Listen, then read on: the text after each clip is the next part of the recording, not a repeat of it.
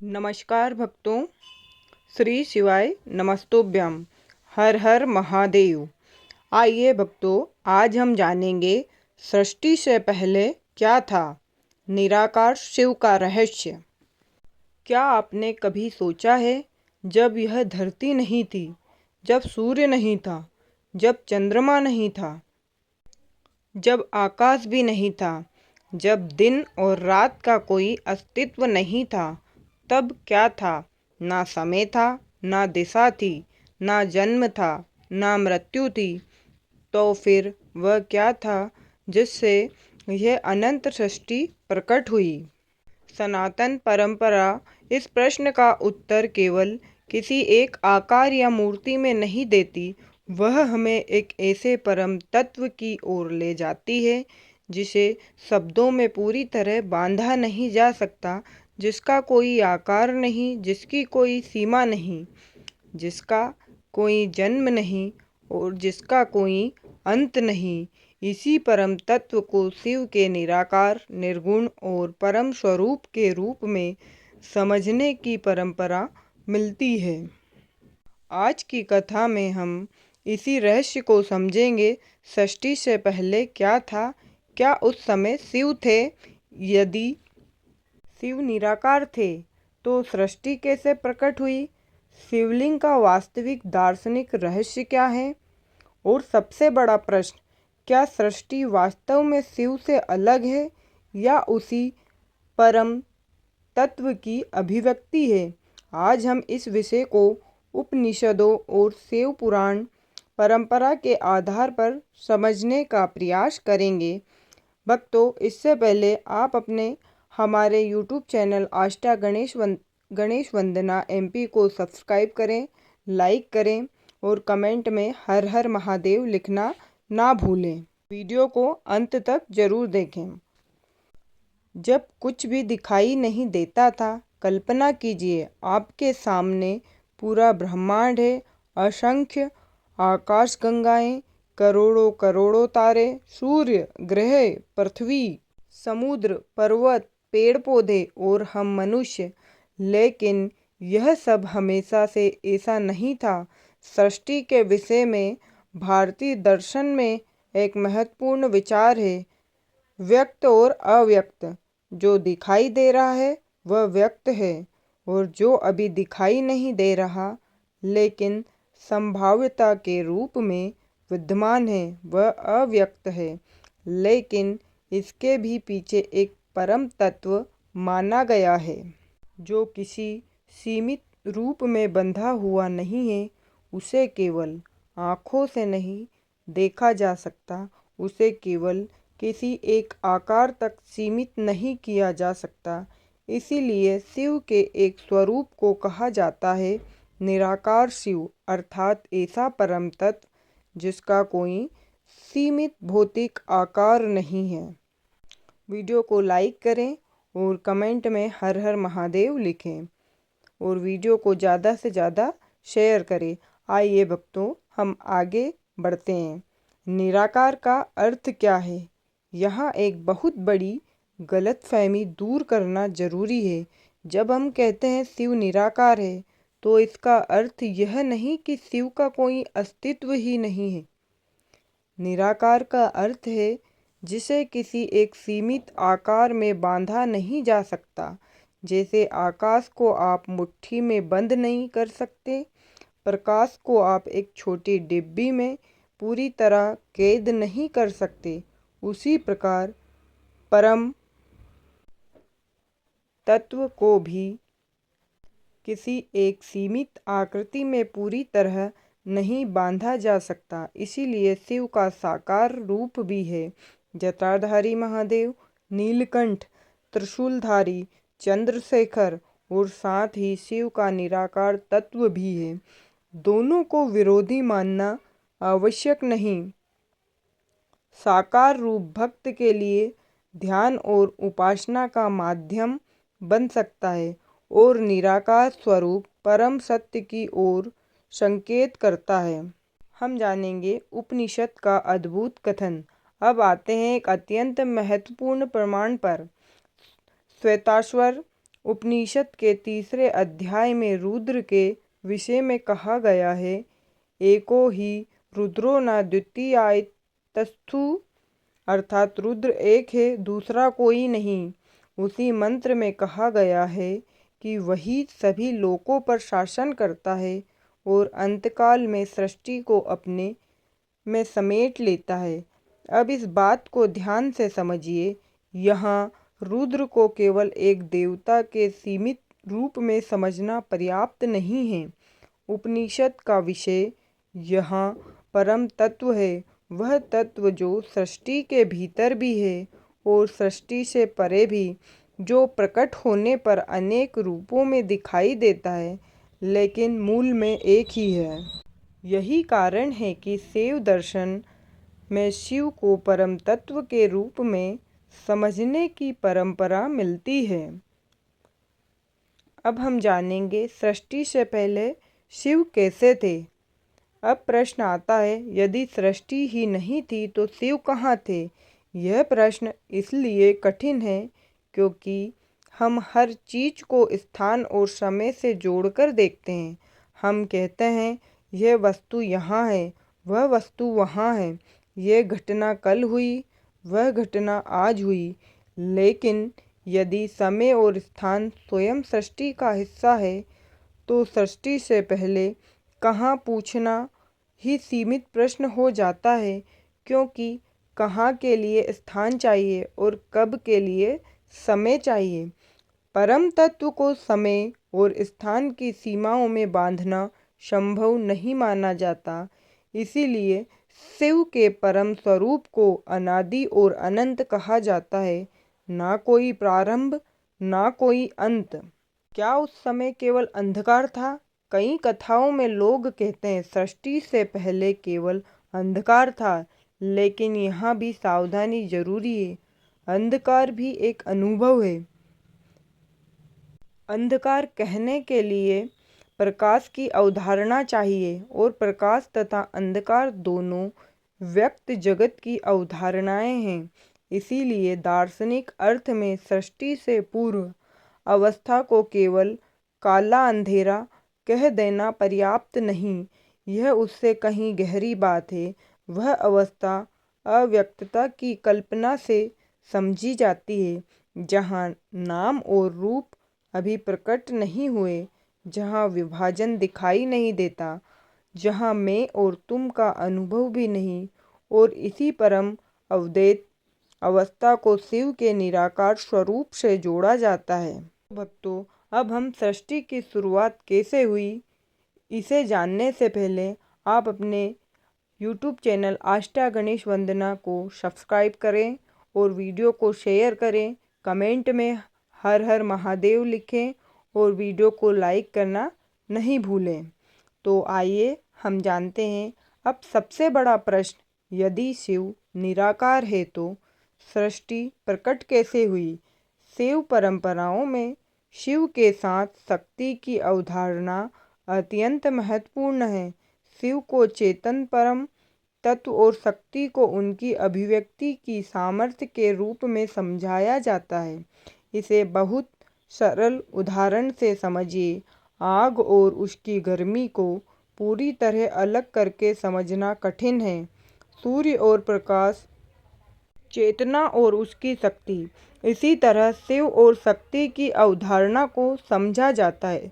जब शक्ति अप्रकट है, सृष्टि भी अप्रकट है। जब शक्ति व्यक्त होती है, नाम और रूपों की विविधता प्रकट होती है। शिव से ब्रह्मांड की अभिव्यक्ति। लिंग पुराण की परंपरा में सृष्टि को शिव और शक्ति प्रकृति के संबंध में समझाया जाता है।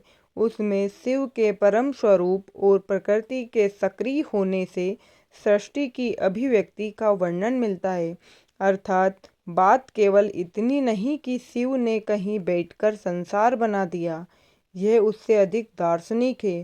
परम तत्व से शक्ति की अभिव्यक्ति, शक्ति से प्रकृति की गतिविधि और प्रकृति से अनेक रूपों का प्रकट होना, यह सृष्टि की प्रक्रिया को समझने का एक शैव तरीका है। अब हम आगे जानेंगे ब्रह्मा विष्णु और महेश का रहस्य। अब एक और प्रश्न आता है, यदि शिव ही परम है तो ब्रह्मा और विष्णु कौन है? सनातन परंपरा में अलग अलग ग्रंथ अलग अलग दृष्टिकोण से परम तत्व का वर्णन करते हैं। वैष्णव परंपरा विष्णु को सर्वोच्च मानती है, शैव परंपरा शिव को सर्वोच्च मानती है, शाक्त परंपरा शक्ति को सर्वोच्च मानती है। लेकिन शैव दृष्टिकोण से देखें तो सृष्टि की रचना, पालन और संहार अलग अलग कार्यों के रूप में दिखाई देते हैं। इन्हें ब्रह्मा, विष्णु और रुद्र शिव के रूप में समझाया जाता है। लेकिन परम तत्व की दृष्टि से विविधता के पीछे एकता का सिद्धांत महत्वपूर्ण है। श्वेताश्वर उपनिषद रुद्र को एक और अद्वितीय परम सत्ता के रूप में प्रस्तुत करता है तथा उसे हिरण्यगर्भ की उत्पत्ति से भी जोड़ता है। अब हम जानेंगे शिवलिंग का रहस्य। अब आते हैं उस प्रतीक पर जिसे लोग अक्सर केवल पूजा की वस्तु समझ लेते हैं, शिवलिंग। लिंग शब्द का अर्थ है चिन्ह या संकेत, अर्थात ऐसा प्रतीक जो किसी गहरे तत्व की ओर संकेत करे। शैव परंपरा में शिवलिंग को परम शिव का प्रतीक माना जाता है। यह केवल एक पत्थर नहीं, यह निराकार से साकार की ओर संकेत करने वाला प्रतीक माना जा सकता है। एक ऐसा प्रतीक जिसका आरंभ और अंत हमारी आँखों को दिखाई नहीं देता। याद कीजिए भगवान शिव का प्रसिद्ध लिंगोद्भव प्रसंग। ब्रह्मा और विष्णु के सामने एक अनंत ज्योति स्तंभ प्रकट होता है। उसका ना आदि दिखाई देता है ना अंत। विष्णु नीचे की ओर जाते हैं, ब्रह्मा ऊपर की ओर, लेकिन उस अनंत स्तंभ का अंत नहीं मिलता। यह कथा एक गहरी बात की ओर संकेत करती है। परम सत्य को सीमित बुद्धि से पूरी तरह मापा नहीं जा सकता। अब हम जानेंगे निराकार शिव और ज्योति। भक्तों, इसे जानने से पहले आप हमारे अपने YouTube चैनल आष्टा गणेश वंदना MP को सब्सक्राइब करें, कमेंट में हर हर महादेव लिखें, वीडियो को लाइक करें और अधिक से अधिक शेयर करें। तो हम जानते हैं शिव का ज्योतिर्मय स्वरूप भी इसी रहस्य से जुड़ता है। ज्योति का अपना कोई स्थूल आकार नहीं होता, लेकिन वह दिखाई देती है। उसी प्रकार परम तत्व को समझाने के लिए प्रकाश और ज्योति का प्रतीक अत्यंत शक्तिशाली है। इसीलिए शिव को ज्योतिर्मय परम तत्व के रूप में ध्यान किया जाता है और 12 ज्योतिर्लिंगों की परंपरा में शिव की ज्योति को विशेष रूप में स्मरण किया जाता है। अब हम जानेंगे क्या शिव ने सच में पहली बार जन्म लिया था। अब इस बात को ध्यान से सुनिए।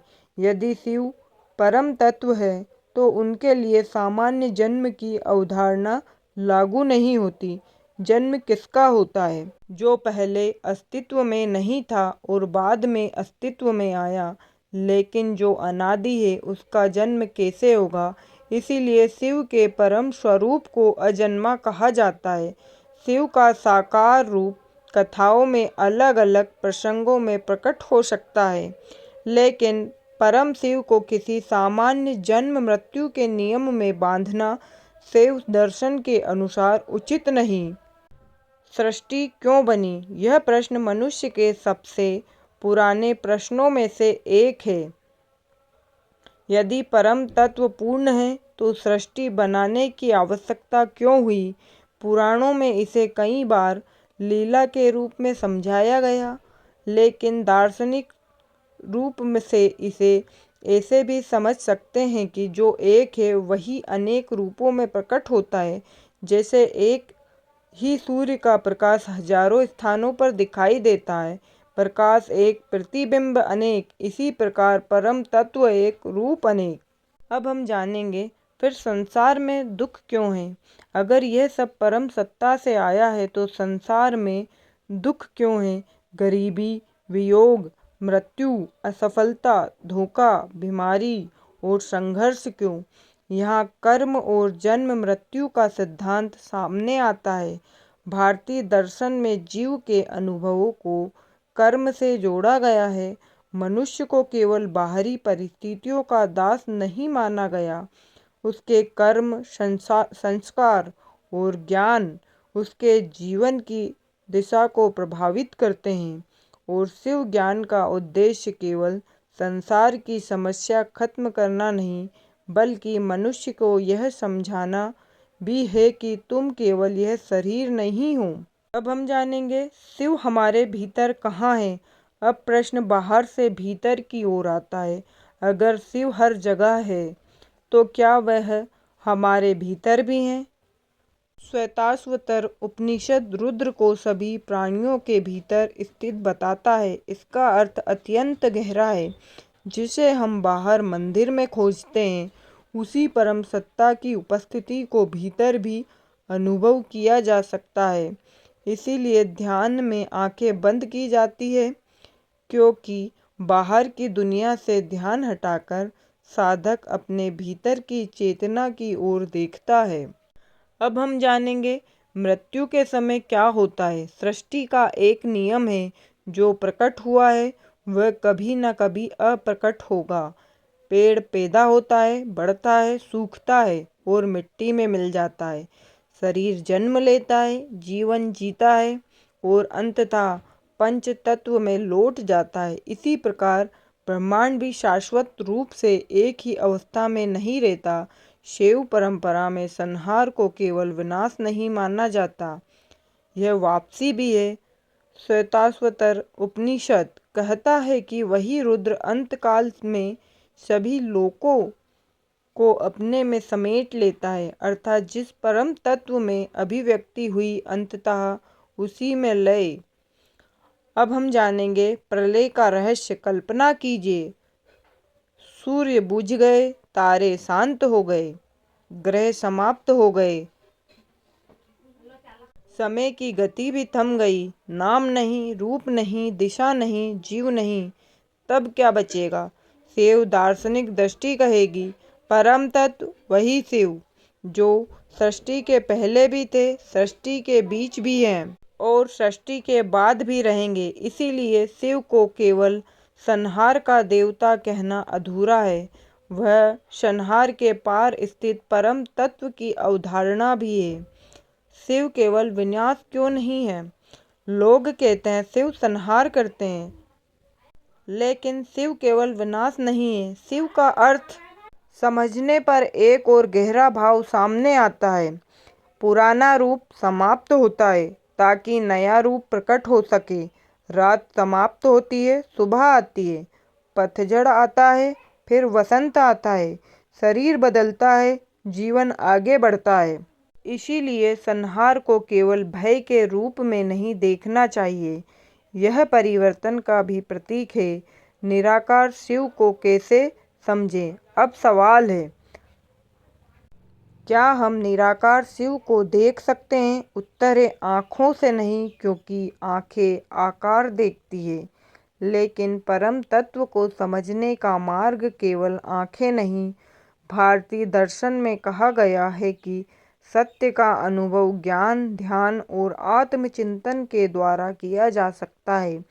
इसीलिए शिव की साधना में मौन, ध्यान, ओम नमः शिवाय और आत्मचिंतन का विशेष महत्व है।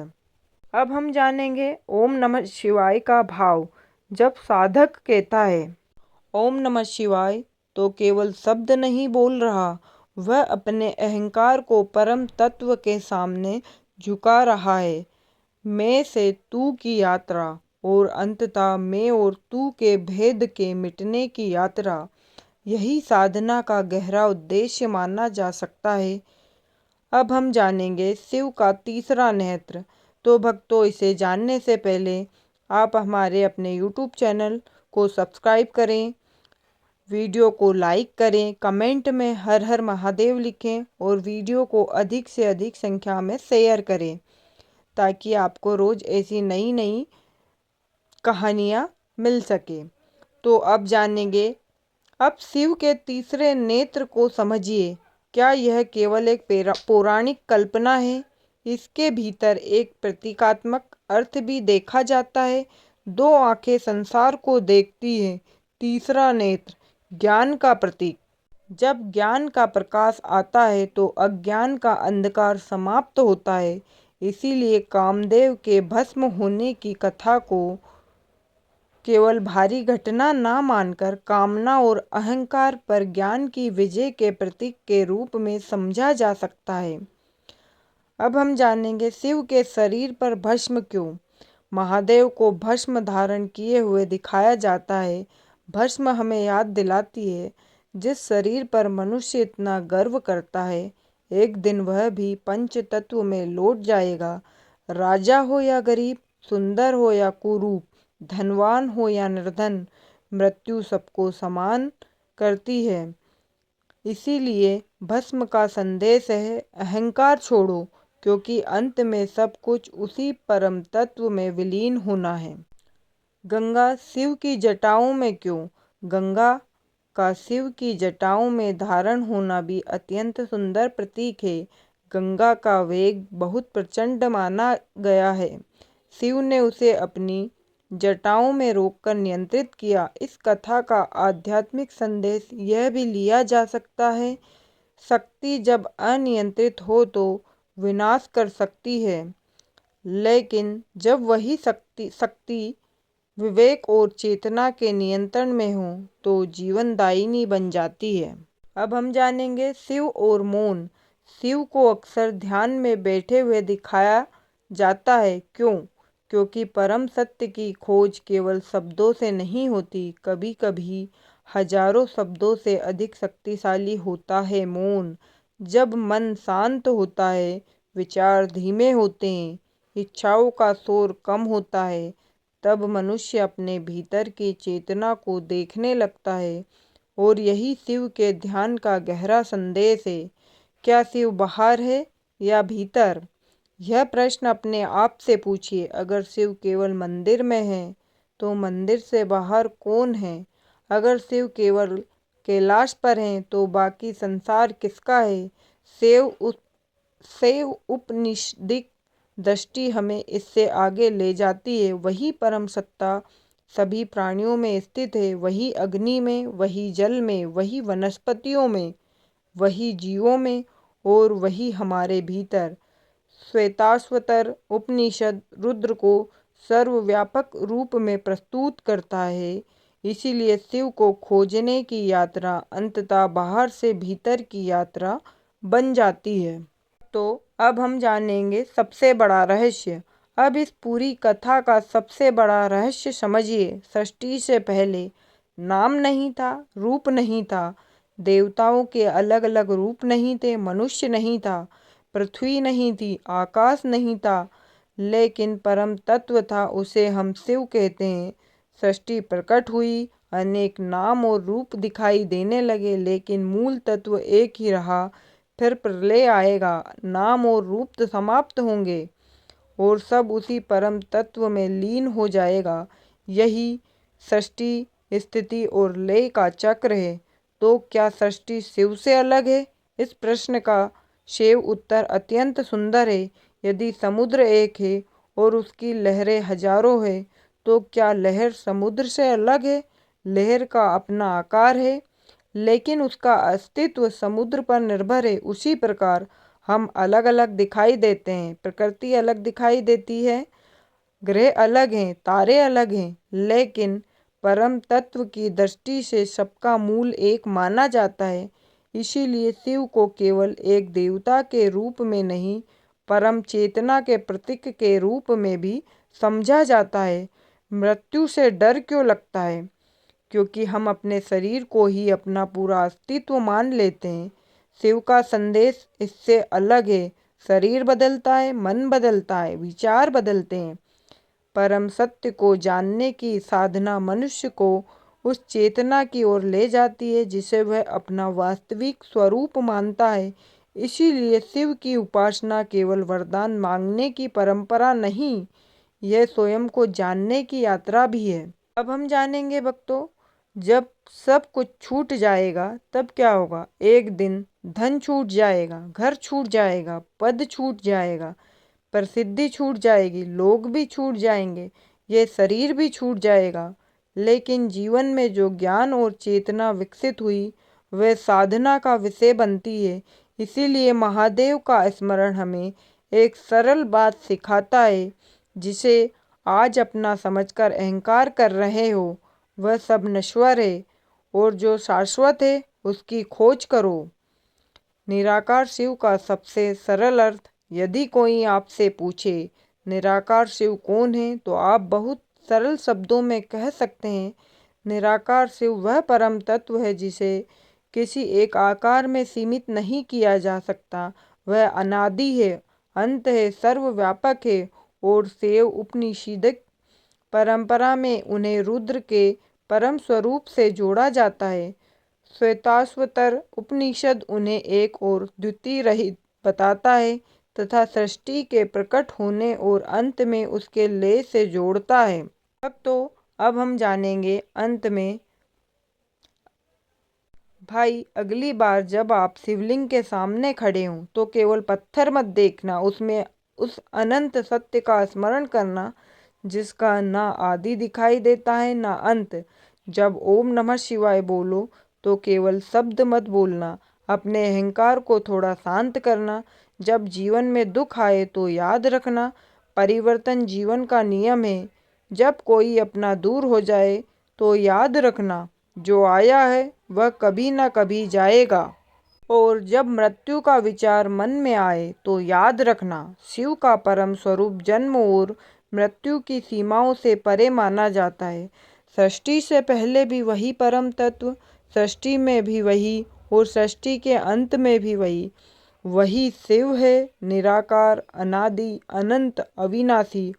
और शायद इसी कारण जब सारी दुनिया के सहारे छूट जाते हैं तब भी भक्त के मुख से एक ही नाम निकलता है, हर हर महादेव, ओम नमः शिवाय, श्री शिवाय नमस्तुभ्यम। तो अगर आपको भगवान शिव के इस अद्भुत रहस्य ने भीतर तक छू लिया है तो कमेंट में श्रद्धा से लिखिए ओम नमः शिवाय।